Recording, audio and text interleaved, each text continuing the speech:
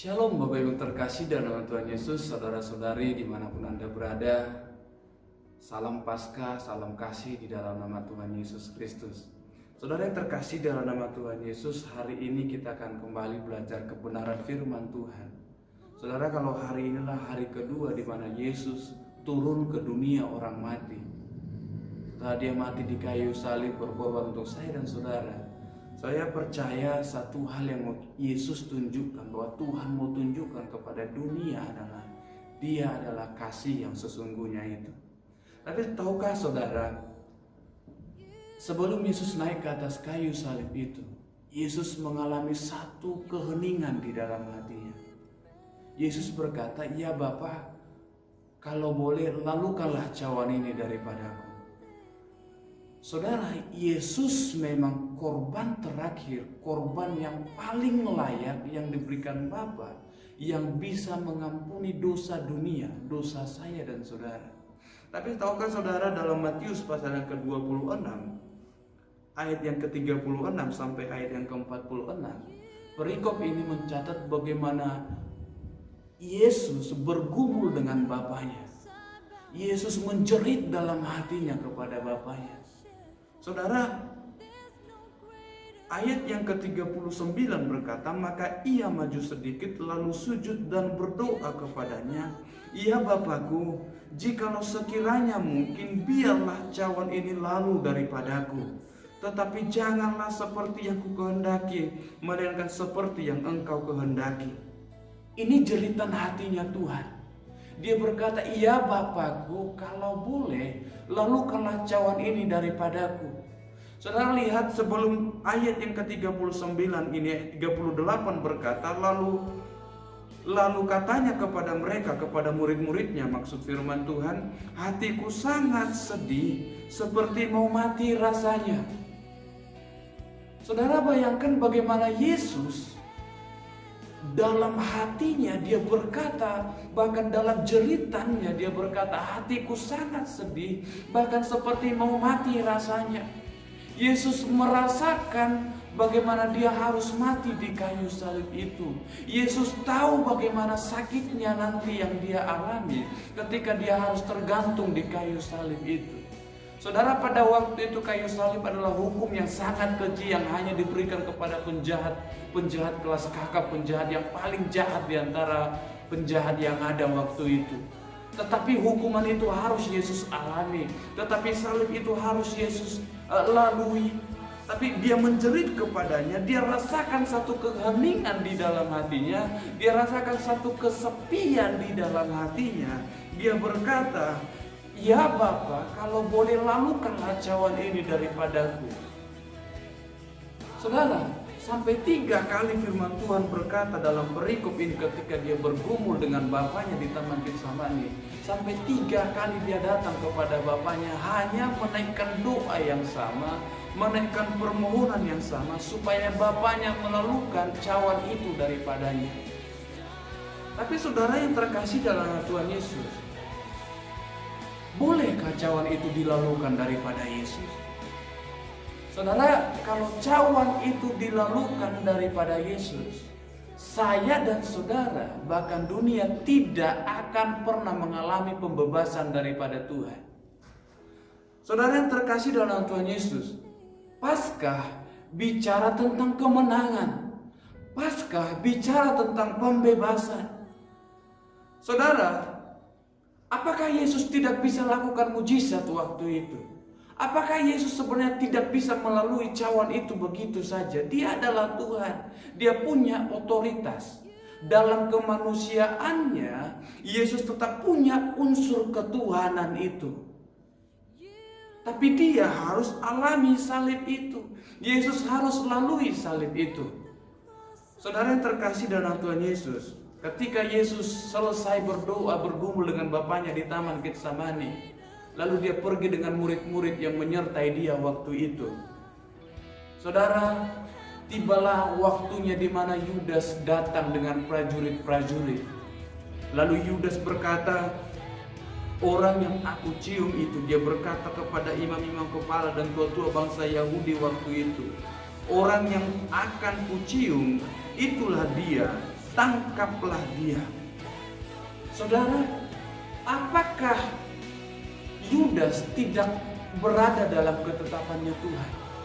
Apakah Yesus tidak tahu Yudas akan mengkhianati dia? Orang Kristen sebenarnya harus mengerti kenapa Yesus harus tergantung di kayu salib itu. Mungkin orang lain berkata, apa? Kalau dia Tuhan, kenapa dia harus tergantung di atas kayu itu? Kalau dia Tuhan, kenapa dia harus tergantung tanpa busana di atas kayu itu? Saya mau katakan kepada saudara, Bapak, Ibu dimanapun mendengarkan firman Tuhan ini, kalau Yesus yang kita sembah tidak tergantung di atas kayu salib itu, engkau tidak akan pernah menerima keselamatan. Engkau tidak akan pernah mengalami pembebasan. Paskah bicara tentang darah yang tertumpah. Saudara, sebenarnya iblis tahu Yesus itu adalah satu-satunya bayaran yang layak diganti dengan dosa manusia. Makanya sebelum kejadian Yesus harus tergantung di kayu salib, iblis beberapa kali mencoba supaya hal itu tidak terjadi, supaya salib itu tidak terjadi. Hal pertama yang iblis lakukan adalah iblis mencoba Yesus di padang gurun. Pada waktu Yesus berpuasa, iblis mendatangi Yesus, lalu iblis mencoba menawarkan Yesus dengan kekayaan dunia. Dia coba tawar-menawar dengan Tuhan supaya pembebasan itu, supaya penyelamatan itu, supaya Paskah itu tidak terjadi. Itu kejadian yang pertama. Kejadian yang kedua yang iblis lakukan adalah iblis memakai Petrus waktu itu. Makanya Petrus berkata, Tuhan, sekali-kali itu tidak akan mengalami engkau, tidak akan terjadi padamu. Dan seketika itu Yesus berkata kepada Petrus, enyahlah engkau iblis. Yesus tahu iblis sedang merasuk Petrus waktu itu.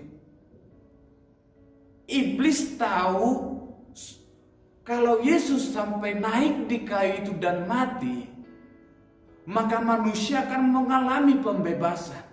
Maka manusia akan mengalami penebusan. Makanya iblis tahu itu tidak boleh terjadi. Makanya dia mencoba memakai Petrus juga untuk menghalangi supaya kejadian pembebasan itu, supaya korban Paskah itu tidak terjadi. Waktu itu iblis tetap gagal. Lalu dia mencoba yang ketiga. Dia pakai Yudas waktu itu. Lalu Yudas menjual Yesus. Maksud iblis adalah biarlah supaya Yesus ini tetap naik ke kayu itu. Saudara, ketika Yesus tergantung di atas kayu salib itu, iblis berpikir itu adalah kemenangannya. Dia merasa dia sudah mengalahkan Yesus. Dia berpikir Yesus sudah kalah. Dia sudah tergantung di kayu itu, digantung bersama-sama dengan orang yang berdosa, orang-orang penjahat yang besar. Tapi tahukah saudara, ketika iblis berpikir itu adalah kemenangannya, bagi saya dan saudara, saat itu juga, saat melihat Yesus tergantung di kayu salib itu adalah tanda kemenangan bagi kita semua. Dan bagi iblis, sebenarnya ini adalah kekalahan terbesar bagi iblis. Ketika Yesus mati di kayu salib itu adalah kekalahan yang paling besar yang sebenarnya yang iblis tidak sadari waktu itu. Karena dengan darah Yesus yang tertumpah di kayu salib itu, dengan korban Paskah itu, manusia mengalami pembebasan di dalam Kristus. Saudara, untuk dosa manusia, untuk dosa dunia, memang harus ada korban yang harus dipersembahkan. Memang harus ada darah yang harus tercurah. Tahukah saudara, Paskah bicara tentang di mana pada zaman bangsa Israel, Paskah itu bicara di mana mereka memberikan korban yang terbaik kepada Tuhan, kambing yang terbaik, domba yang terbaik yang tidak bercacat. Mereka persembahkan darahnya kepada Tuhan. Mereka persembahkan darahnya di atas korban perapian itu. Tapi saudara mengertikah dalam perjanjian lama korban darah binatang itu hanya menutupi dosa, tidak menghapuskan dosa. Ya, tetapi apapun itu untuk sebuah dosa, untuk sebuah pelanggaran, untuk sebuah keselamatan memang harus ada darah yang tertumpah. Yesus menjadi korban yang terakhir. Darah Yesus yang tertumpah itu tidak hanya menutupi dosa manusia, tapi firman Tuhan berkata, darah yang tertumpah di atas kayu itu menyucikan, bahkan menghapuskan dosa itu. Memang harus ada yang tertumpah. Pasca bicara tentang pertumpahan darah, saudara, dalam Keluaran pasal yang ke-12 ayat yang ke-23 sampai yang 28. Saya bacakan singkat saja untuk Bapak Ibu. Dan Tuhan akan menjalani Mesir untuk menulahinya. Apabila ia melihat darah itu, maka Tuhan akan melewati pintu itu dan tidak membiarkan pemusnah masuk ke dalam rumahmu untuk menulahinya. Ayat 23 berkata, dan Tuhan akan menjalani Mesir untuk menulahinya apabila ia melihat darah pada ambang atas dan pada kedua tiang pintu itu. Dalam perjanjian lama, dalam masanya bangsa Israel di Mesir, ketika Tuhan akan menulahi bangsa Mesir, firman Tuhan berkata, kalau ia melihat darah di atas ambang itu dan kedua tiang pintu rumah mereka, bangsa Israel waktu itu, maka saudara, ayat 23 berkata, maka ia tidak membiarkan pemusnah masuk ke dalam rumahmu dan tidak akan membiarkan untuk menulahi rumahmu. Ini adalah pasca yang dilakukan bangsa Israel waktu itu ketika mereka ada di tanah Mesir. Mereka membuat darah itu, darah yang tertumpah itu, mereka mengoleskan darah itu pada kedua tiang pintu rumah mereka. Supaya apa? Supaya malaikat maut itu melalui rumah mereka. Supaya apa? Supaya penulah itu tidak masuk ke dalam rumah mereka. Memang harus ada yang tertumpah. Bapak Ibu yang terkasih dalam Tuhan Yesus Kristus, ketika Yesus naik ke atas kayu salib itu, saya tadi katakan, apakah Yesus tidak bisa melawan orang prajurit-prajurit waktu itu? Apakah Yesus tidak bisa sepertinya membela diri ketika Yudas membawa prajurit-prajurit itu beserta imam-imam kepala? Apakah Yesus tidak bisa membela diri waktu itu? Saya percaya Yesus bisa lakukan itu, ya. Bahkan firman Tuhan jelas katakan dalam Matius tadi, ketika Yesus ditangkap, ya, ayat yang ke-51 berkata, tetapi seorang dari mereka yang menyertai Yesus mengulurkan tangannya, menghunus pedangnya dan meletakkannya kepada hamba imam besar sehingga putus telinganya. Maka kata Yesus kepadanya, masukkan pedang itu kembali ke dalam sarungnya, sebab barang siapa menggunakan pedang akan binasa oleh pedang. Saudara yang terkasih dalam Tuhan Yesus, atau ayat 53 berkata, atau kau sangka bahwa aku tidak dapat berseru kepada Bapakku supaya ia segera mengirim lebih dari 12 pasukan malaikat membantu aku? Jika begitu, bagaimanakah akan digenapi yang tertulis dalam kitab suci yang mengatakan bahwa harus terjadi demikian? Yesus ingatkan kepada murid-muridnya waktu itu, bahkan kepada orang-orang yang ada di situ, prajurit pasukan yang ada di situ, imam-imam kepala yang ada waktu itu di situ. Ketika satu murid yang menyertai Yesus ada di situ menghunus pedangnya, lalu satu dari wakil imam besar itu putus telinganya, Yesus berkata, masukkan pedang itu. Yesus berkata, tidakkah kau berpikir aku bisa memanggil, berseru kepada Bapakku dan meminta 12 pasukan yang bisa mengalahkan pasukan ini? Yesus bisa lakukan itu. Bahkan mungkin Yesus bisa lakukan mujizat-mujizat yang lain. Mungkin dia bisa menghembus lalu pasukan itu habis semuanya. Yesus bisa lakukan itu. Tapi firman Tuhan berkata, Kalau dia lakukan itu, maka tidak akan pernah tergenapi di mana dia sebenarnya harus alami salib itu. Saudara yang terkasih dalam Tuhan Yesus, kenapa kita harus melihat kepada salib itu? Saudara, memang Yesus tidak lagi tergantung di atas kayu salib itu. Yesus tidak lagi tergantung beserta orang-orang yang berdosa itu di atas kayu salib itu. Tapi saya dan saudara, Anda, siapapun, kita perlu melihat kepada salib itu. Supaya apa? Supaya kita mengerti, supaya orang Kristen mengerti bagaimana darah itu yang tertumpah di atas kayu salib itu untuk penebusan saya dan saudara. Ia harus alami itu. Ia harus diolok-olok kata firman Tuhan. Ia harus ditolak kata firman Tuhan. Lalu apa yang membuat orang Kristen kadang malu untuk mengaku Yesus Kristus sebagai Tuhan? Ketika orang lain bertanya, apakah Tuhanmu itu betul-betul Tuhan? Sementara ia harus tergantung di kayu salib. Saudara, apa yang boleh kau jawab? Apa yang imanmu boleh berikan pertanggungjawaban kepada mereka? Firman Tuhan dalam Petrus berkata, berikanlah pertanggungjawaban kepada setiap orang yang meminta pertanggungjawaban kepadamu menurut pengharapan yang kamu punya di dalam Injil. Menurut pengharapan yang kamu punya. Saya percaya lewat Paskah ini, lewat pengorbanan Yesus di kayu salib, satu pengharapan yang baru yang orang Kristen harus punya adalah aku selamat, aku bebas, aku merdeka dengan darah Yesus yang tercurah di atas kayu salib itu. Saudara yang terkasih dalam Tuhan Yesus, hari ini setelah kita mengerti mengapa Yesus harus naik di kayu salib itu, harus tergantung. Saudara, memang karena tidak ada darah yang lain, tidak ada korban yang lain yang layak untuk menghapuskan dosa manusia selain daripada Yesus yang menjadi korban terakhir.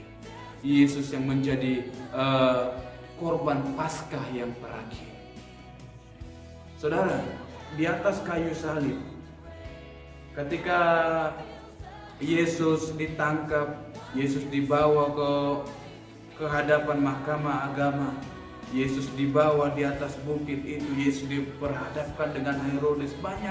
Banyak proses yang Yesus alami, banyak tantangan yang Yesus, banyak olok-olokan yang harus Yesus alami. Bahkan orang-orang yang dulunya berseru Hosana, Hosana bagi Raja Daud. Saudara, orang yang sama, adalah orang yang sama menyerukan, berteriak, salibkan dia, salibkan dia. Bayangkan bagaimana hati Yesus sebagai manusia, bagaimana hati Yesus menjerit kepada Bapaknya. Saudara, hari ini kita belajar 7 perkataan Yesus di atas kayu salib yang membuat saya dan orang-orang Kristen, bagi Bapak Ibu dimanapun Anda berada, ketika mendengar perkataan Yesus ini,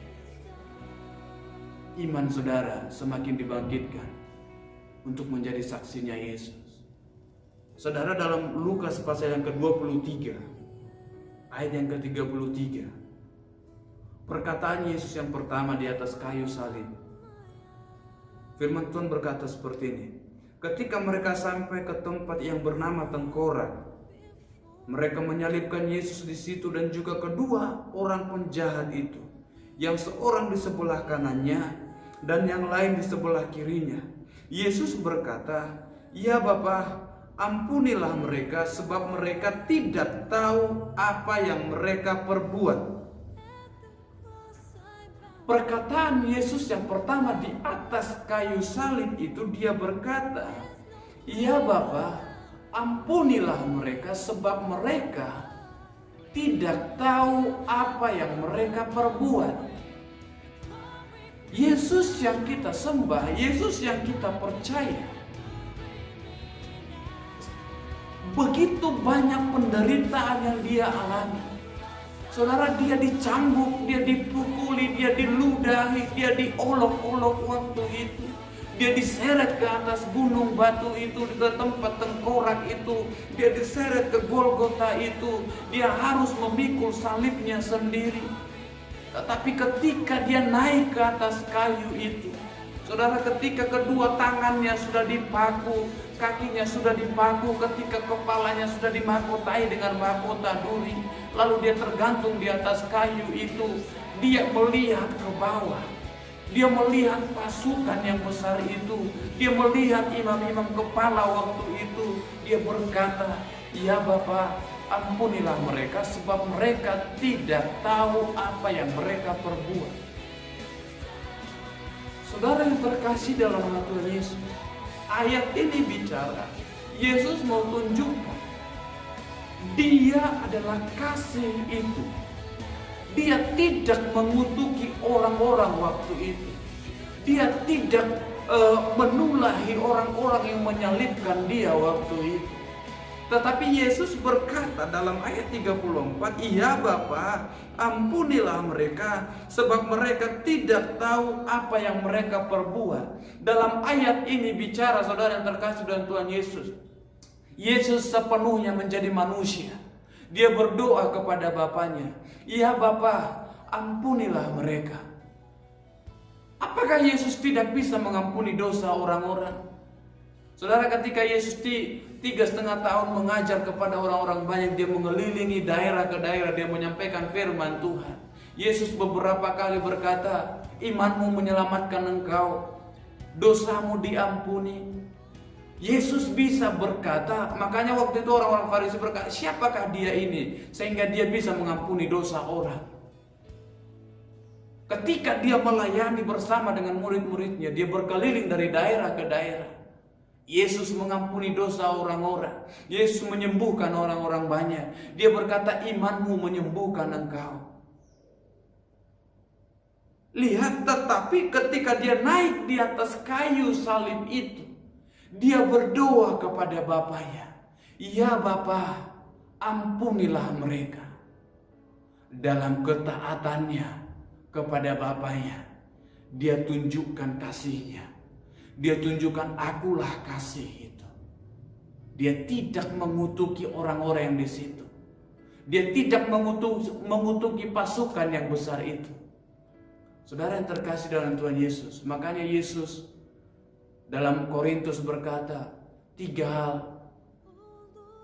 saudara, yang terbesar dalam diantaranya selain daripada iman itu, selain daripada pengharapan itu.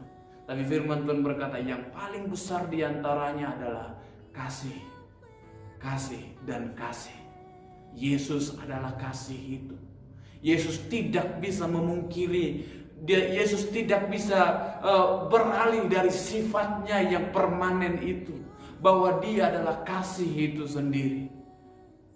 Makanya Yesus berkata, "Berdoalah untuk musuhmu, beri makan musuhmu." Saudara, Yesus tidak pernah sekalipun mengajarkan selama dia mengajari bersama dengan murid-muridnya, "Engkau harus membalaskan orang yang menganiaya engkau. Engkau harus membalas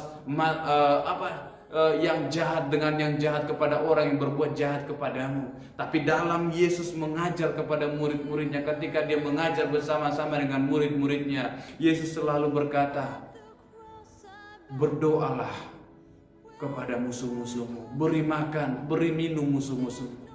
Dia tunjukkan itu, dia buktikan itu di atas kayu salib. Dia berkata, "Ya Bapa, ampunilah mereka, sebab mereka tidak tahu apa yang mereka sedang perbuat." Saudara, dalam doa Bapa kami, Yesus berkata ketika murid-muridnya berkata, "Guru, bagaimana kami harus berdoa?" Yesus ajarkan seperti ini. Yesus ajarkan doa Bapa kami kepada murid-muridnya.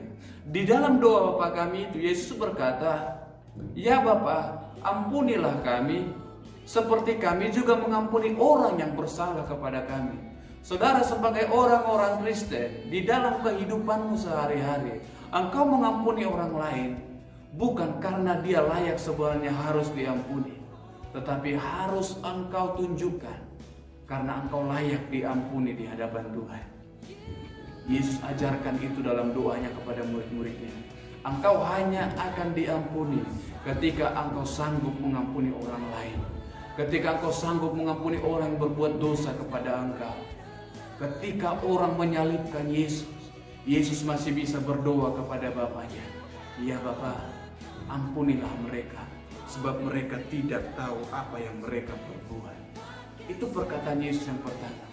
Sebagai manusia biasa, sebagai manusia yang sudah tersalib itu, yang sudah dipaku tangan dan kakinya itu, dia tidak balas dengan kutuk, dia tidak balas dengan marah. Saudara, Yesus tunjukkan kasih itu. Yang kedua, perkataan Yesus yang kedua adalah dalam Lukas pasal yang ke-23, masih di kitab yang sama, pasal yang sama, ayat yang ke-43. Kita baca mulai dari ayat yang ke-39. Seorang dari penjahat yang digantung itu menghujat dia, katanya, "Bukankah engkau anak Kristus? Selamatkanlah dirimu dan kami." Tetapi yang seorang menegur dia, katanya, "Tidakkah engkau takut juga tidak pada Tuhan, sedang engkau menerima hukuman yang sama? Kita memang selayaknya dihukum, sebab kita menerima balasan yang setimpal dengan perbuatan kita. Tetapi orang ini tidak berbuat sesuatu yang salah." Lalu ia berkata, "Yesus, ingatlah akan aku apabila engkau datang sebagai Raja." Kata Yesus kepadanya, "Aku berkata kepadamu, sesungguhnya hari ini juga engkau akan ada bersama-sama dengan aku di dalam Firdaus." Perkataan Yesus yang kedua di atas kayu salib itu, di masa dia merasakan sakit yang begitu sakit, dia berkata kepada salah satu penjahat yang ada di sampingnya.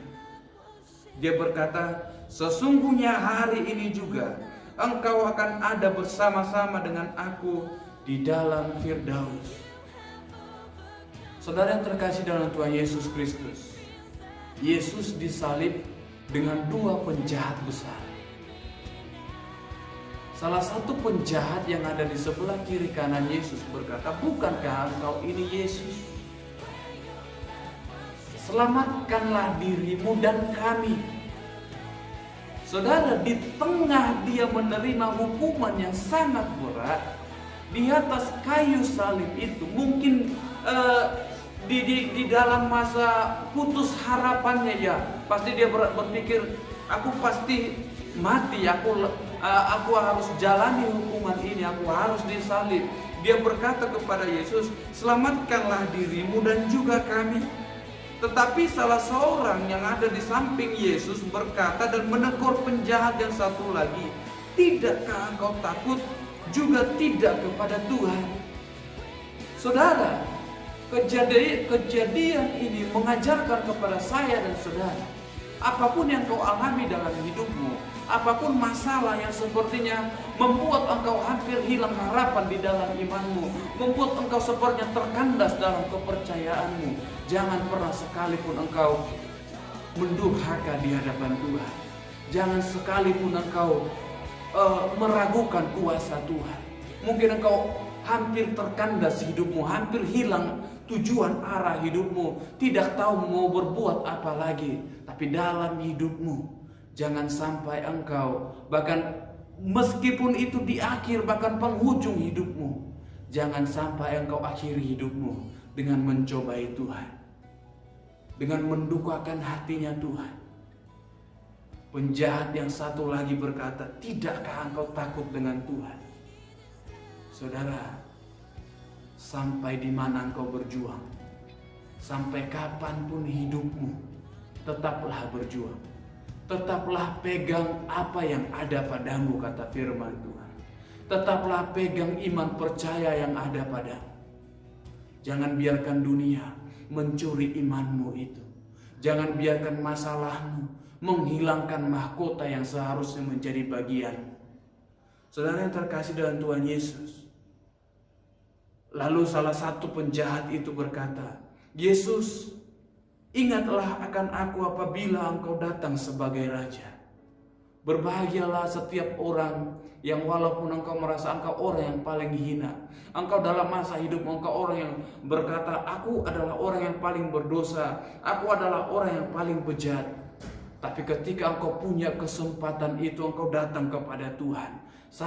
Seperti salah satu penjahat ini, di akhir usianya, di akhir hukuman berat yang harus dia alami, dia berkata kepada Yesus, dia berkata, Yesus, ingatlah akan aku apabila engkau datang sebagai Raja. Waktu itu kata Yesus kepadanya, aku berkata kepadamu, sesungguhnya hari ini juga engkau akan ada bersama-sama dengan aku di dalam Firdaus. Dia beroleh keselamatan itu, dia beroleh pembebasan itu di akhir usianya. Tapi saudara, tidak semua orang punya kesempatan waktu yang baik seperti salah satu penjahat itu. Mungkin engkau tidak akan punya kesempatan untuk ketika di nafas terakhir engkau datang minta ampun di dalam Tuhan. Hiduplah dengan takut akan Tuhan setiap hari. Daud berkata, Tuhan, ajar aku menghitung hari-hariku sedemikian rupa, supaya aku beroleh hati yang bijaksana di hadapan Tuhan. Supaya aku tahu kalau engkau datang kedua kalinya, engkau menjumpai aku dalam keadaan siap.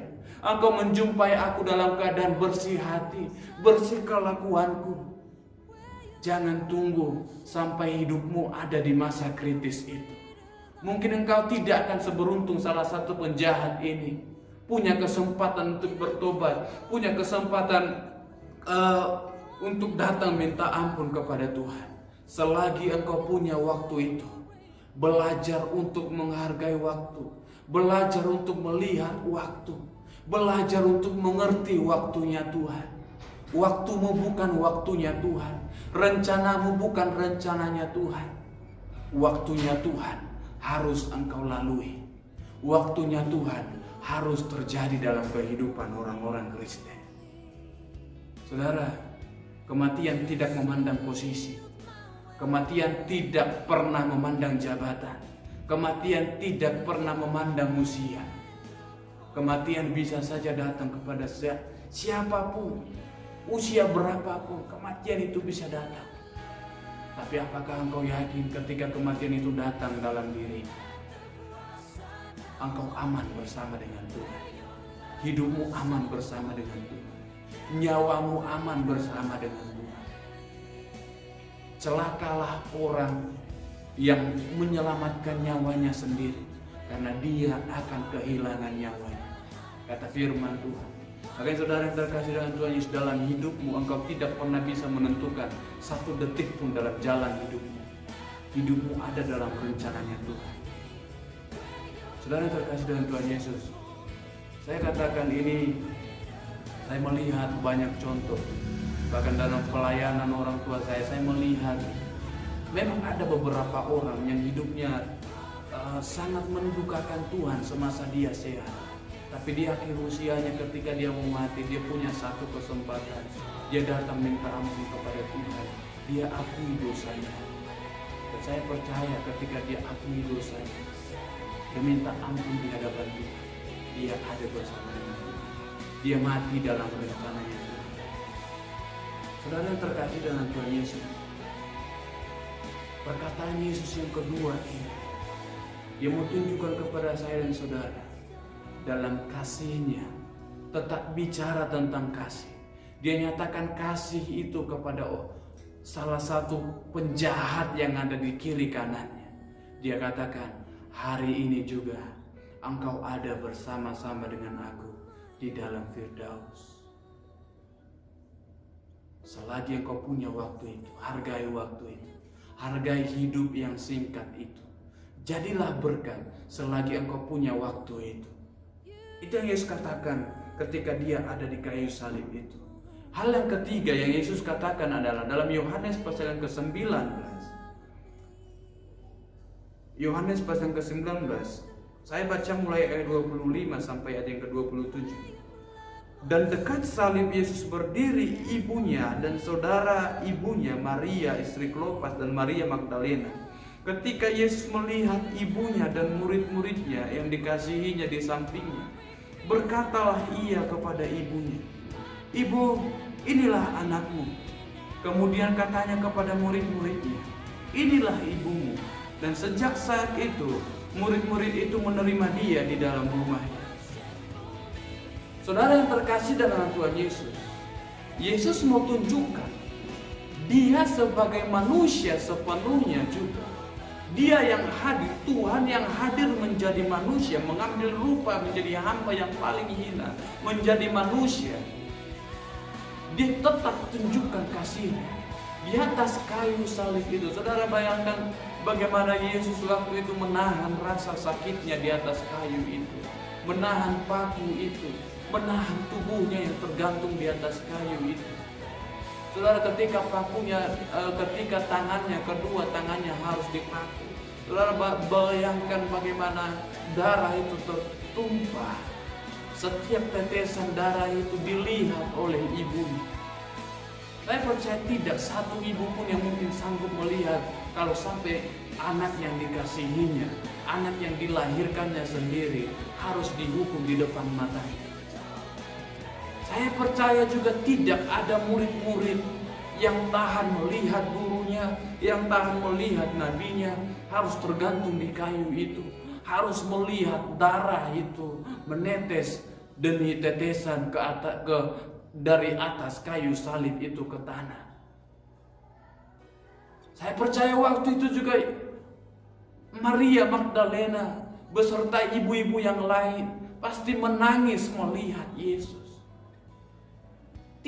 Dalam tangisannya, seorang ibu pasti menjerit, kenapa anakku harus alami ini? Kenapa dia harus lalui ini? Tapi waktu itu Maria tidak bisa berbuat banyak. Yesus memang harus alami itu. Tapi Yesus tetap tunjukkan kasihnya. Yesus harus tunjukkan kasih itu kepada ibunya. Dia tahu, kalau aku mati, kalau aku pergi, siapa yang harus memelihara ibuku? Siapa yang harus memelihara murid-muridku? Saudara yang terkasih dalam Tuhan Yesus Kristus, ketika dia melihat murid-muridnya, ketika dia melihat ibunya di bawah, di dekat salib itu, dia memandang kepada ibunya. Ketika Yesus melihat ibunya, Yohanes 19 ayat yang ke-26, ketika Yesus melihat ibunya dan murid-muridnya yang dikasihinya di sampingnya, berkatalah ia kepada ibunya, ibu, inilah anakmu. Saudara yang terkasih dalam Tuhan Yesus, Yesus tetap genapi apa yang dia ajarkan. Yesus genapi kasih itu. Dia tahu hati ibunya yang begitu terpukul melihat dia di atas kayu salib itu. Makanya dia berkata, ibu, inilah anak-anakmu. Dia menunjuk kepada murid-murid yang dikasihinya. Dan dia berkata kepada murid-muridnya, inilah ibumu. Dan firman Tuhan berkata, dan sejak itu murid-muridnya menerima dia di dalam rumahnya. Murid-muridnya menerima Yesus, menerima Maria, ibu Yesus di dalam rumahnya. Maria punya banyak anak setelah Yesus di atas kayu salib itu. Murid-murid itu menjadi anaknya. Yesus berkata, inilah anak-anakmu. Kepada murid-muridnya, inilah ibumu. Saya percaya saudara yang terkasih dengan Tuhan Yesus, Yesus mau tunjukkan, Yesus mau ajarkan kepada saya dan saudara juga. Di akhir hidupnya, Yesus ajarkan kepada setiap orang, bahkan murid-muridnya, bahwa orang-orang Kristen juga sebagai pengikut Tuhan, engkau harus hidup menghormati orang tuamu. Engkau harus hidup memperhatikan kehidupan satu dengan yang lain. Kasih itu harus ditunjukkan kepada orang lain. Yesus tunjukkan kasihnya kepada ibunya. Yesus tunjukkan kasihnya kepada murid-muridnya. Yesus tahu harus ada orang yang harus memperhatikan ibunya. Harus ada orang yang bisa menghibur ibunya. Dia berkata, ibu inilah anakmu. Artinya ibu inilah penghiburan yang baru, yang sementara akan menjadi penghibur dalam hari-harimu, yang menemani hidupmu dalam keseharian harianmu. Saudara, dalam Keluaran pasal yang ke-20 ayat 12 firman Tuhan berkata, hormatilah orang tuamu, ayah dan ibumu supaya lanjut umurmu di tanah yang diberikan oleh Tuhan kepadamu. Saya percaya ini juga Tuhan genapi di ujung usianya, di ujung hidupnya. Ketika dia harus alami hukum salib itu, dia harus alami penderitaan itu, dia berkata kepada ibunya waktu itu, "Ibu, inilah anakmu." Dia tahu Yesus sebagai manusia yang hadir di dunia ini. Ibu butuh anak, anak butuh ibu. Saudara yang terkasih dalam Tuhan Yesus, dia tunjukkan sisi kemanusiaannya. Dia tunjukkan lebih daripada sisi kemanusiaannya. Yesus tunjukkan dia dari segi anak di dalam rumah, anak dari seorang ibu. Dia tunjukkan itu di atas kayu salib itu. Saudara terkasih dalam Tuhan Yesus, yang mendengarkan firman Tuhan ini, mungkin engkau adalah anak muda, remaja yang punya orang tua hari ini. Saudara, selagi engkau punya waktu itu, selagi engkau punya kesempatan itu, lihat kepada orang tua, belajar menghormati orang tua. Tuhan tidak pernah rencanakan sesuatu yang jahat dalam hidupmu. Tuhan tidak pernah rencanakan orang tua yang jahat dalam hidupmu. Engkau hanya hidup hormati orang tuamu. Engkau harus hidup tunjukkan kasihmu kepada orang tuamu. Saudara yang terkasih dalam Tuhan Yesus, ketika engkau lakukan itu dalam hidupmu, engkau lakukan itu dalam keseharianmu, engkau akan melihat janjinya Tuhan. Engkau akan melihat pemeliharaannya Tuhan. Engkau akan melihat bagaimana masa depanmu dipelihara, dijamin oleh Tuhan. Saudara, itu hal ketiga yang Yesus katakan di atas kayu salib itu. Dia tunjukkan dari segi kemanusiaannya dan dari segi dia sebagai seorang anak. Dia tunjukkan kasihnya kepada ibunya. Perkataan Yesus yang keempat adalah, dia berkata seperti dalam Markus pasal yang ke-15. Saudara, apa yang firman Tuhan katakan di dalam ayat ini? Markus pasal yang ke-15 ayat yang ke-34. Firman Tuhan katakan seperti ini. Dan pada jam 3 berserulah Yesus dengan suara nyaring, "Eloi, Eloi, lama sabachthani," yang artinya, "Bapakku, Bapakku, mengapa engkau meninggalkan aku?" Saudara, kejadian ini terjadi pada jam 12. Kegelapan meliputi seluruh daerah itu dan berlangsung sampai jam 3. Saudara, bayangkan ketika hal ini terjadi, ketika Yesus di atas kayu itu, di atas kayu salib itu, ketika dia selesai bicara tentang mengampuni orang yang menyalibkan dia, lalu berbicara kepada salah satu penjahat itu, hari ini engkau ada bersama-sama dengan aku di Firdaus. Ketika dia untuk menunjukkan kasihnya kepada ibunya dan kepada murid-muridnya, lalu gelaplah dunia, kata firman Tuhan. Lalu kegelapan menutupi seluruh daerah itu dan berlangsung sampai jam 3. Mulai daripada jam 12 sampai jam 3. 3 jam kegelapan menutupi daerah itu. Saudara yang terkasih dalam Tuhan Yesus Kristus, kegelapan itu bicara, saya percaya apa yang terjadi waktu itu adalah kegelapan itu bicara bagaimana Tuhan memalingkan wajahnya terhadap Yesus. Saudara boleh bayangkan bagaimana Yesus yang tergantung di kayu salib itu, lalu Bapaknya dari surga yaitu Yahweh itu sendiri, tidak tahan melihat anaknya yang tergantung itu. Tapi saya mau sampaikan kepada Bapak Ibu, siapapun saudara, sebenarnya yang tergantung di atas kayu salib itu adalah tidaklah Tuhan itu lagi. Ya, tetapi yang tergantung di atas kayu itu adalah dosa itu sendiri. Dosa saya, dosa saudara. Dosa saudara, sakit saya, sakit saudara, apapun itu permasalahan saudara. Sebenarnya hal-hal inilah yang tergantung di atas kayu itu. Kutuk yang seharusnya menjadi bagian saya dan saudara, kutuk yang seharusnya menjadi bagian umat manusia harus tergantung di kayu itu. Makanya tidak ada korban yang bisa menggantikan kutuk itu. Tidak ada korban yang bisa membayar dosa itu selain daripada Yesus itu sendiri.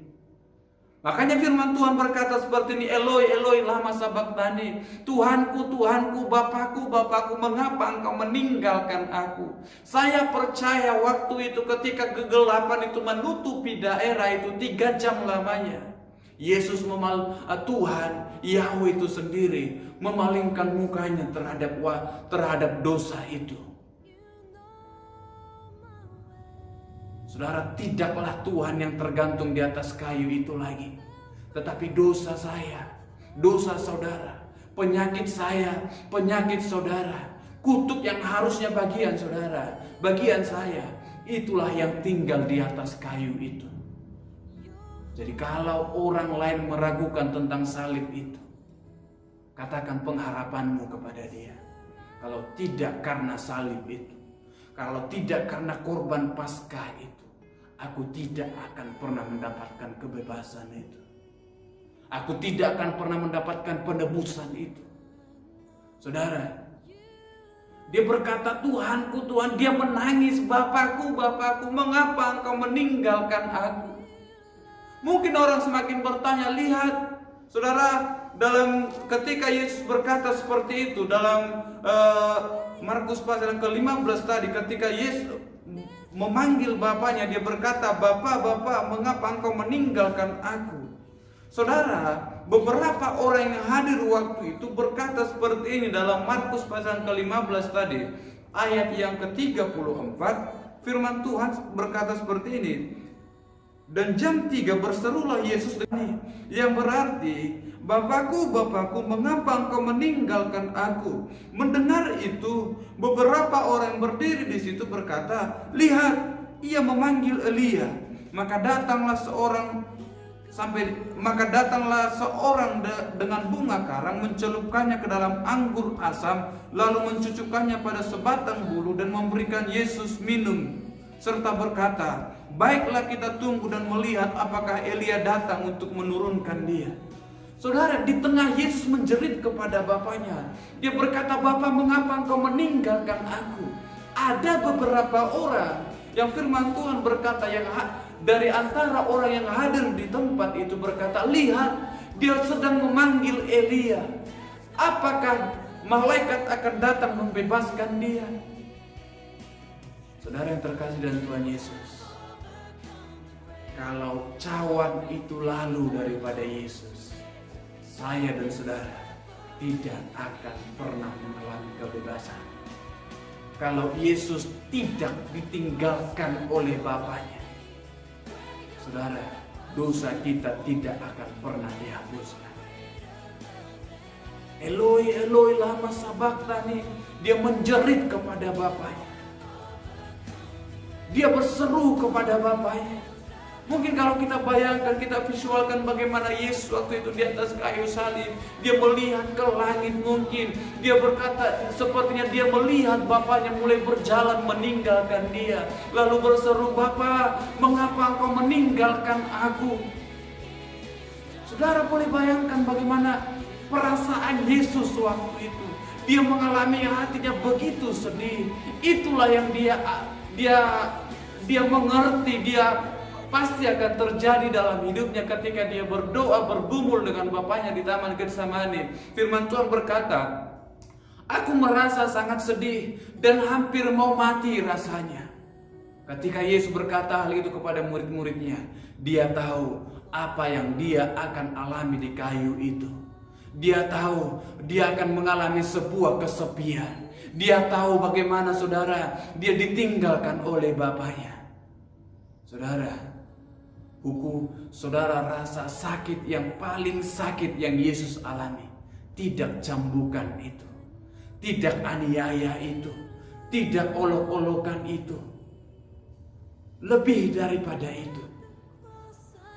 Tapi apa yang Yesus rasakan adalah ketika dia melihat Bapaknya meninggalkan dia. Ketika dia melihat Bapa meninggalkan Yesus. Dia sepenuhnya menjadi manusia biasa di atas kayu itu. Dia sepenuhnya menjadi dosa itu. Dia yang tidak berdosa. Saudara, Yesus yang datang sangat suci kepada manusia, datang menjadi sama seperti manusia. Saudara, tapi perbedaannya, manusia berdosa, Yesus tidak berdosa. Yang walaupun sama menjadi manusia biasa. Saudara, sebagai orang Kristen kita harus mengerti, Dia Tuhan datang menjadi manusia sama dengan kita, saya dan saudara. Tetapi perbedaannya, kita berdosa, tetapi Dia tidak pernah berdosa. Walaupun Dia manusia, tetapi Dia yang tidak berdosa, yang tidak mengenal dosa, Dia mati untuk saya dan saudara. Dia menjadi dosa itu dan naik ke atas kayu salib.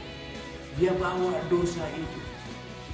Makanya saudara, yang tergantung di atas kayu itu adalah dosa saya dan saudara, tidak Tuhan itu. Kalau Tuhan yang tergantung di kayu salib, saudara perhatikan, kalau Tuhan yang tergantung di kayu salib, Tuhan tidak akan mati.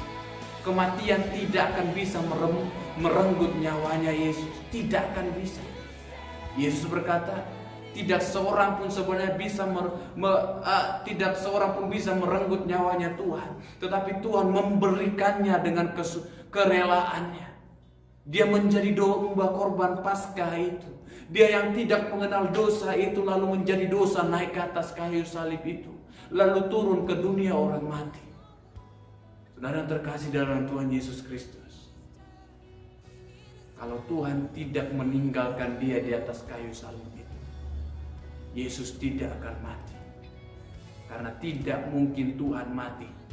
Tuhan yang kita sembah, Tuhan yang kita percaya adalah Tuhan yang tidak bisa mati oleh apapun, yang tidak pernah mengalami kematian. Tapi dalam penyelamatannya, dalam rencana penyelamatannya, Dia datang menjadi manusia. Dia menjadi dosa. Dia yang tidak mengenal dosa harus menjadi dosa. Dia tidak berdosa. Saudara perhatikan kata-kata ini baik-baik. Dia tidak berdosa, tetapi harus menjadi dosa. Supaya apa? Supaya dosa itu naik ke atas kayu itu. Lalu saudara menjadi manusia yang bersih. Saya saudara menjadi umat yang ditebus. Itulah yang Yesus kerjakan di atas kayu salib itu. Dia menawarkan, meringankan penderitaannya. Saudara yang terkasih dalam Tuhan Yesus Kristus, di sini Yesus mengungkapkan perasaan tertolaknya karena Tuhan meletakkan dosa dunia kepadanya, dan karena itu Tuhan harus berpaling dari Yesus. Tuhan harus berpaling daripada Yesus. Dalam Mazmur dikatakan, ini juga merupakan penggenapan dari pernyataan nubuatan dalam Mazmurnya Daud. Dalam Mazmur 22 ayat 1. Daud menubuatkan tentang kematian Yesus. Daud menubuatkan tentang hukum salib itu. Saudara, firman Tuhan berkata, mungkin Yesus seperti merasa, kenapa harus aku yang menanggung dosa dunia? Kenapa harus aku yang harus menanggung kutuk dunia ini? Kenapa harus aku mungkin? Lalu dia melihat bapaknya berpaling meninggalkan dia. Tapi Daud berkata dalam Mazmurnya pasal yang ke-22, ini pun penggenapan. Hal itu memang harus terjadi. Yesus harus menanggung salib itu. Yesus harus menanggung dosa itu. Yesus harus menanggung kutuk itu. Padahal dalam Yesaya 53 berkata, saudara, Dia yang tidak berubah, bahkan dalam kita, di antara kita, tidak masuk hitungan sama sekali. Tapi Dia harus mati tertikam, yang oleh bilur-bilurnya kita disembuhkan dan diselamatkan. Saudara, kalau sampai hari ini engkau masih meragukan pengorbanan Yesus di kayu salib, kalau sampai hari ini engkau masih meragukan bagaimana Yesus harus mengorbankan darahnya, kalau sampai hari engkau meragukan bagaimana Tuhan harus mengorbankan anaknya yang tunggal itu, begitu malangnya hidupmu menjadi ciptaannya Tuhan. Saudara yang terkasih dalam Tuhan Yesus Kristus, itu perkataan yang keempat yang Yesus katakan di atas kayu salib itu. Perkataan yang kelima, saudara, yang Yesus katakan adalah, Dalam Yohanes pasal yang ke-19 ayat yang ke-28, firman Tuhan berkata seperti ini. Sesudah itu, karena Yesus tahu bahwa segala sesuatu telah selesai, berkatalah ia, supaya genap yang ada tertulis dalam kitab suci, aku haus. Di situ ada suatu berkas penuh anggur asam. Maka mereka mencucukkan bunga karang yang telah dicucukkan dalam anggur asam pada sebatang hisop, lalu mengunjukkannya ke mulut Yesus. Sesudah Yesus meminum anggur asam itu, berkatalah ia, sudah selesai. Saudara, perkataan yang kelima yang Yesus katakan di atas kayu salib itu adalah, dia berkata, aku haus. Saudara, Yesus tetap menunjukkan kemanusiaannya. Saudara, sebagai manusia biasa, orang yang sudah saudara bayangkan bagaimana ketika Yesus mulai daripada ketika dia dicambuk. Saudara, bagaimana dagingnya tercabik-cabik oleh cambukan itu, bagaimana dia diseret-seret, bagaimana dia harus memikul salibnya sampai ke gunung tengkorak itu, ke bukit tengkorak itu. Saudara bayangkan bagaimana bahkan berapa banyak darah Yesus yang tercurah, bagaimana berapa banyak darah Yesus yang tertumpah waktu itu. Makanya dalam kemanusiaannya, saudara yang terkasih dalam Tuhan Yesus, bahkan dalam Mazmur dikatakan, Mazmur 69 ayat 22 yang merupakan nubuatan tentang Yesus berkata, aku haus. Firman Tuhan berkata, bahkan mereka memberi aku makan racun, dan pada waktu aku haus mereka memberi aku minum anggur asam.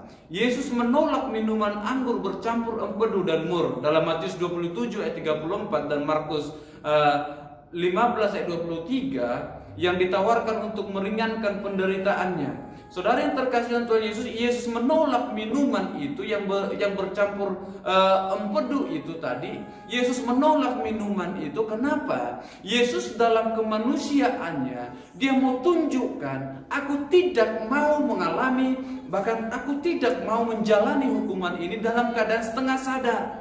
Yesus sadar sepenuhnya sampai dia mati. Yesus sadar dia alami sakit demi sakit itu. Yesus sadar bahkan dia merasakan bagaimana darah itu mengalir tetes demi tetesan. Dia tahu itu. Kalau dia terima minuman anggur yang bercampur empedu dan mur itu, dia tidak akan merasakan sakit. Mungkin sepertinya Yesus akan merasakan sedikit kebal dalam tubuhnya. Dicambuk tidak akan terasa. Mungkin seperti kalau dalam bidang kesehatan, Yesus seperti mendapatkan sebuah bius mungkin yang membuat dia bisa menahan rasa sakit. Tapi Yesus tolak itu. Ketika dia ditawarkan minuman empedu yang bercampur dengan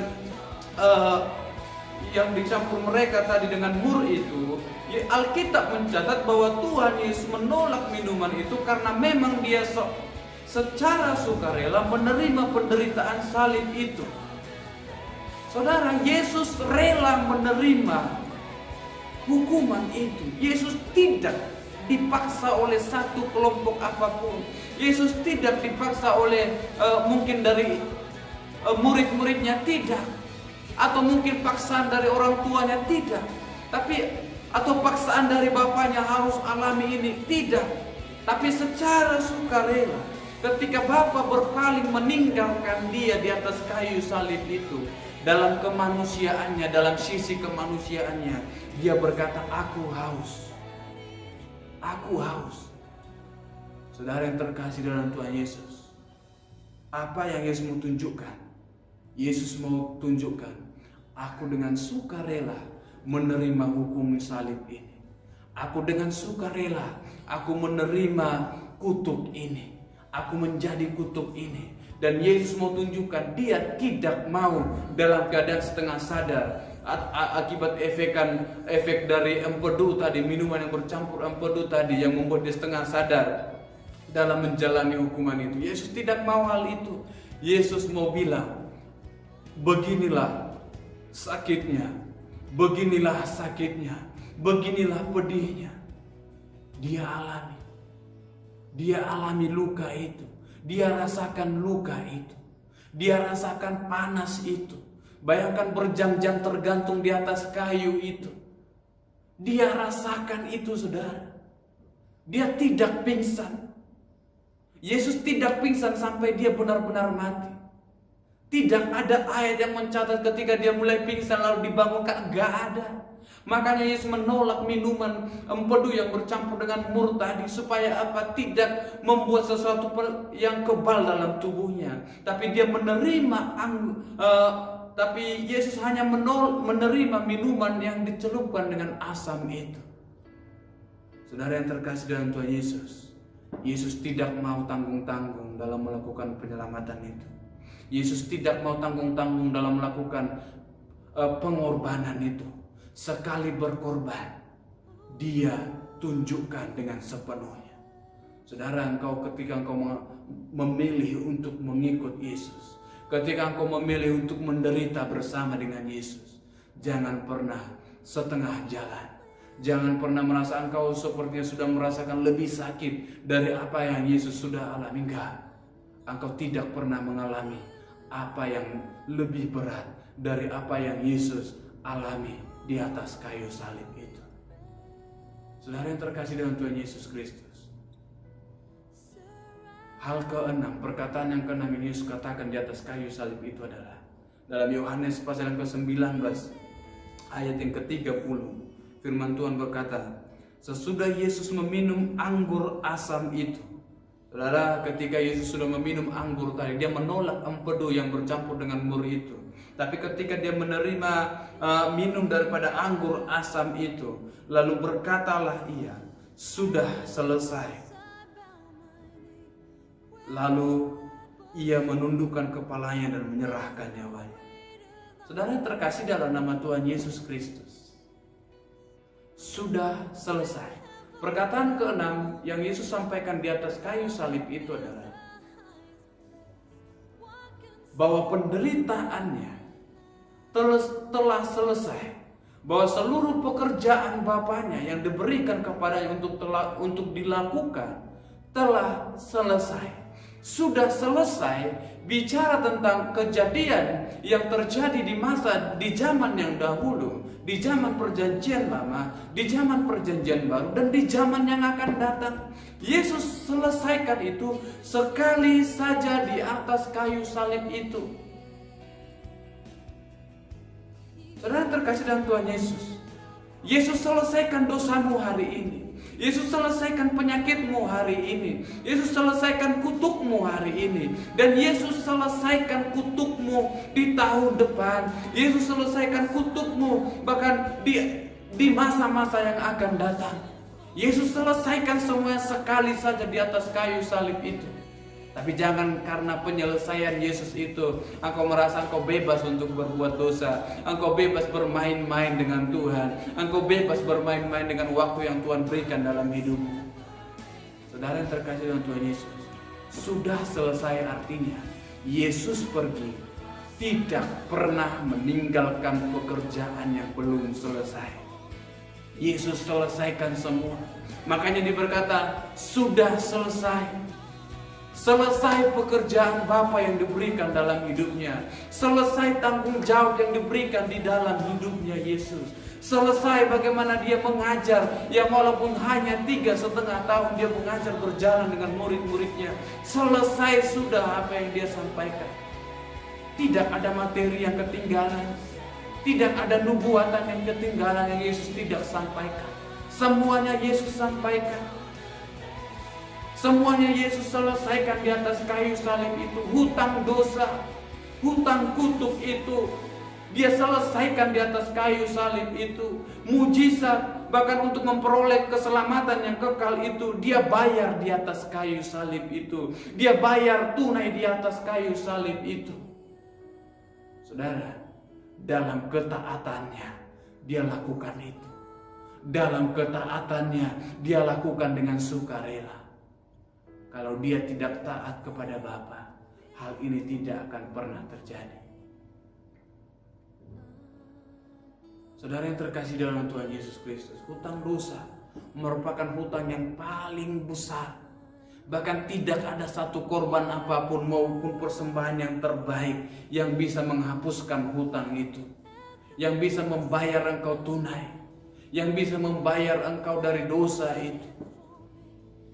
Hanya darah Yesus. Hanya darah Yesus.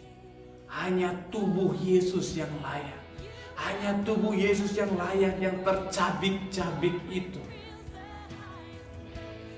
Saudara, menjelang kematian Yesus, Yesus melakukan perjamuan terakhir dengan murid-murid. Yesus berkata kepada murid-murid, perbuatlah ini setiap kali engkau mengingat akan aku.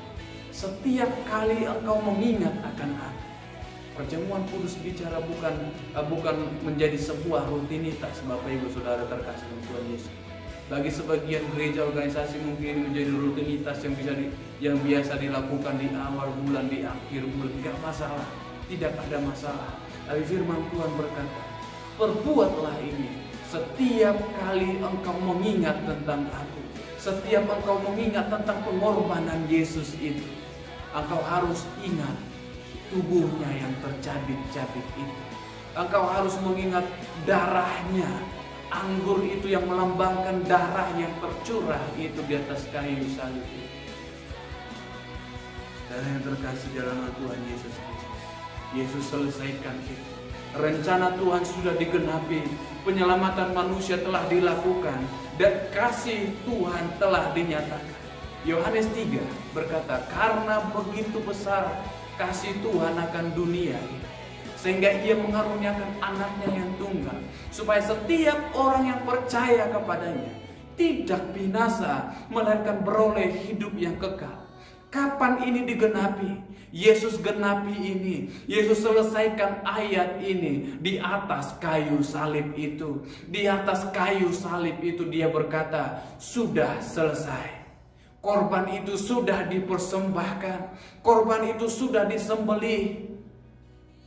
Yesus disembelih menjadi korban terakhir di atas kayu salib itu. Makanya dia berkata, sudah selesai. Kalau hari ini kau merasa ada sesuatu dalam hidupmu, mungkin tantangan dalam keluargamu, orang tuamu yang belum setia datang kepada Tuhan, masalah rumah tangga di antara ayah dan ibumu, atau hubunganmu yang tidak baik dengan orang tuamu, atau hubunganmu yang kurang baik dengan saudara-saudaramu, engkau harus ingat apa yang Yesus lakukan di atas kayu salib itu. Yesus berkata, sudah selesai. Yesus selesaikan semuanya dalam hidupmu hari ini. Dalam masalahmu hari ini, engkau hanya perlu mengambil langkah iman. Engkau percaya akan penyaliban itu. Engkau harus percaya akan pengorbanan Yesus itu. Soalnya sama halnya seperti ini. Kalau darah Yesus itu ribuan tahun yang lalu sudah tercurah di atas kayu salib itu, diibaratkan darah itu melintas begitu saja di hadapan saudara, mengalir di hadapan saudara. Tapi tanpa langkah iman yang membuat engkau bergerak lalu mengambil darah itu, engkau tidak akan pernah mengalami kesembuhan itu. Bilur-bilurnya tidak akan pernah menyembuhkan engkau. Bilur-bilurnya darahnya tidak akan pernah sekali-kali bisa membebaskan engkau. Manusia butuh langkah iman.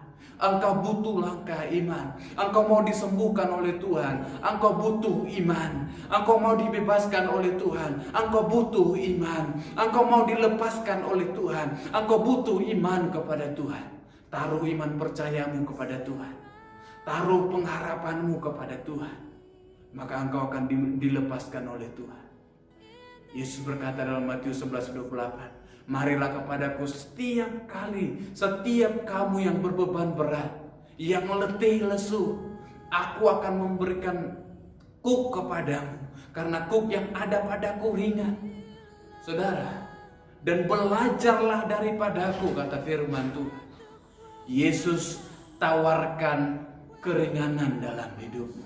Yesus tawarkan satu kebebasan dalam hidupmu. Yesus tawarkan satu kesembuhan dalam hidupmu. Yesus tawarkan satu kemerdekaan dalam hidupmu. Tapi supaya kau boleh menggapai setiap janji-janjinya Tuhan, supaya kau boleh beroleh keselamatan yang daripada Tuhan itu, Tuhan mau lihat sejauh mana engkau menaruh imanmu kepada Tuhan. Sejauh mana engkau percaya korban penebusan itu. Saudara, ribuan tahun yang lalu Yesus mati di kayu salib itu, menyelesaikan segala sesuatunya, menyelesaikan masalahmu, menyelesaikan dosa-dosamu. Saudara yang terkasih dalam Tuhan Yesus Kristus. Lalu kalau hari ini sampai engkau meragukan Tuhan, begitu malangnya engkau menjadi pengikut Tuhan. Lebih baik engkau tidak pernah mengenal Yesus sama sekali. Lebih baik engkau tidak pernah mendengar cerita tentang Yesus sama sekali, daripada engkau di akhir usiamu engkau pernah percaya lalu meninggalkan Tuhan. Saudara, mungkin kata firman Tuhan, lebih baik batu kilangan diikatkan ke lehernya lalu dicampakkan ke dalam laut.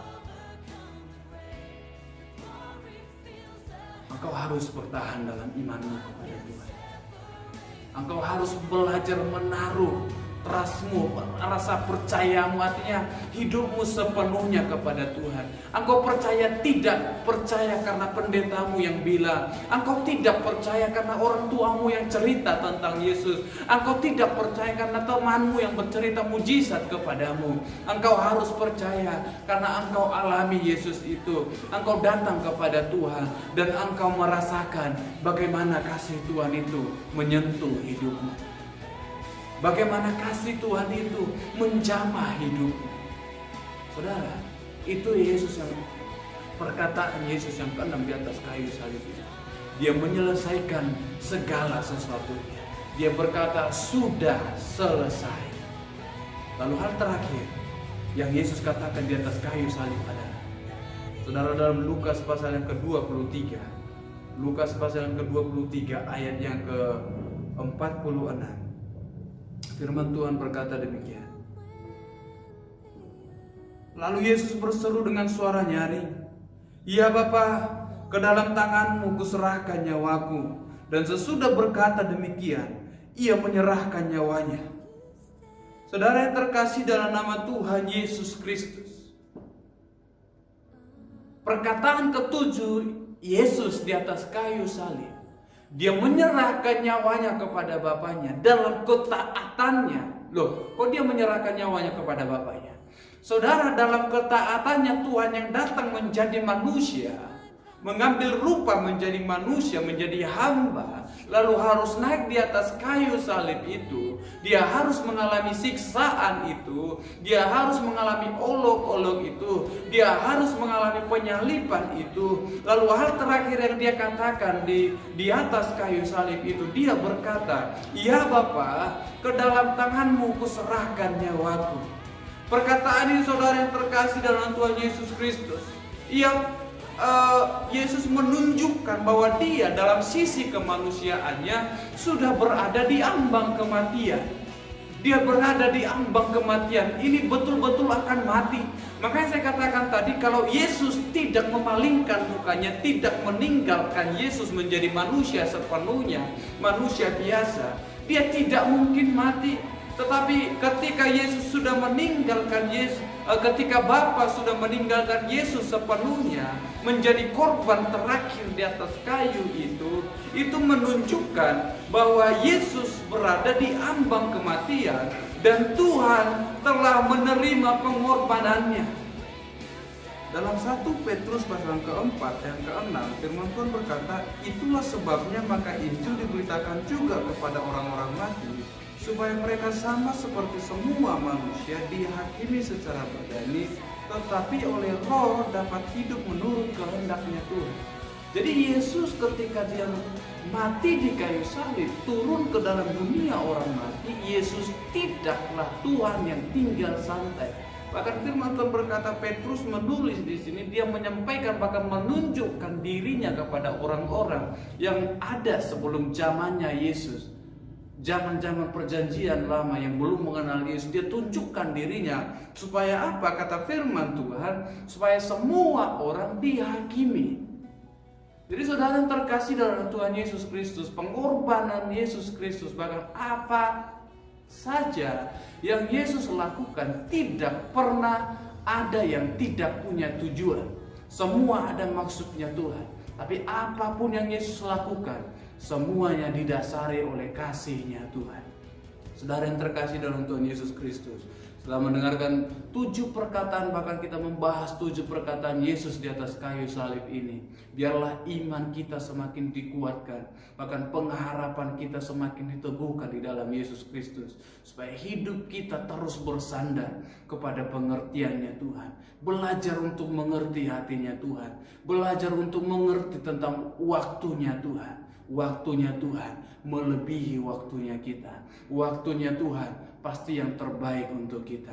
Saudara terkasih dalam Tuhan Yesus, di pembahasan kita 7 perkataan Yesus Kristus ini, saudara boleh lihat bagaimana Yesus mengorbankan dirinya, mengambil rupa sebagai manusia, ditunjukkan sisi kemanusiaannya kepada kita.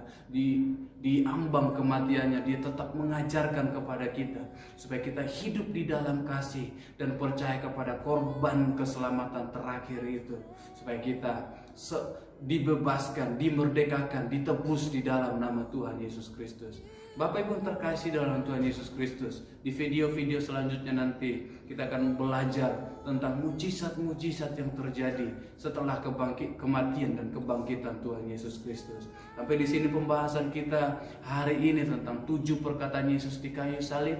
Tuhan Yesus memberkati. Salam Paskah untuk kita semua dimanapun Bapak Ibu Saudara-saudari berada. Tuhan Yesus memberkati. Shalom.